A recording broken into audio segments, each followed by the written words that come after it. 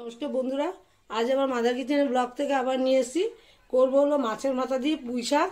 হ্যাঁ, এই যে সবজিটা কেটে নিয়েছি, মাছের মাথা আর বেগুনটা ভেজে রেখে দিয়েছি। এবার ফোড়ন দিয়ে দেখাচ্ছি, ভাজাটাও দেখাবো। এই যে দিয়ে দিচ্ছি এই যে ফোড়ন, তেজপাত, পাঁচফোড়ন আর শুকনো লঙ্কা ফোড়ন দিয়ে দিলাম। তারপর তার মধ্যে দিয়ে দেবো আমি একটু পেঁয়াজ দেবো। পেঁয়াজ ফোড়ন দিয়ে দিয়েছি। তারপর লঙ্কাটা কেটে কেটে দিয়ে একটু মিক্সিতে লঙ্কাটাকে একটু আধা ভাঙা করে নিয়েছি। এই যে এটা আমি পরে দিয়ে দেবো। একটু ভাজা ভাজা হোক, হলে পরে সবজিটা দিয়ে দেবো, দিয়ে তারপর দেখাচ্ছি আবার।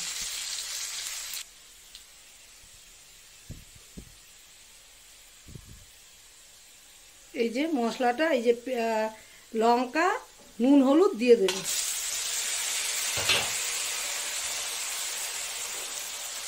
আমি কোনো জিরার গুঁড়া টুড়া কিচ্ছু দেবো না, ভাজা জিরার গুঁড়ার উপরে হওয়ার পরে দেবো, তাছাড়া এমনি কিছু দেবো না। আর এমনি কোনো মশলা টশলা আদা ভাজা কিচ্ছু দেবো না।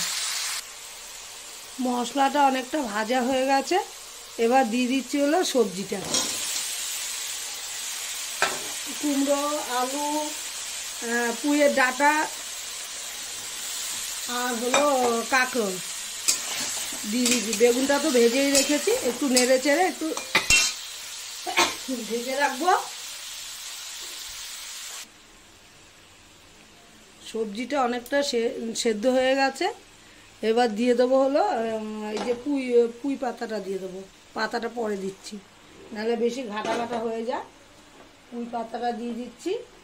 আর দিয়ে দেবো হলো এই যে ভেজে রেখেছি মাছের মাথা, মাছের মাথাটাও দিয়ে দেবো।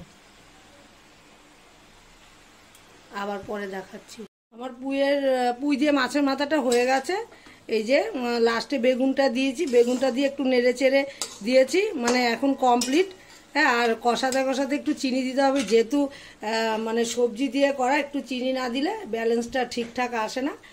দেখতে তো দারুণ হয়েছে, আমার মতো একবার করে খেতে পারেন। হ্যাঁ, ভালোই লাগবে, নিশ্চয়ই ভালো লাগবে। ভালো লাগলে লাইক শেয়ার কমেন্ট করবে, সাবস্ক্রাইব করতে একদমই ভুলবে না। সবাই ভালো থাকেন, সুস্থ থাকেন, আমিও ভালো থাকলে নতুন নতুন রান্না করে দেখাবো।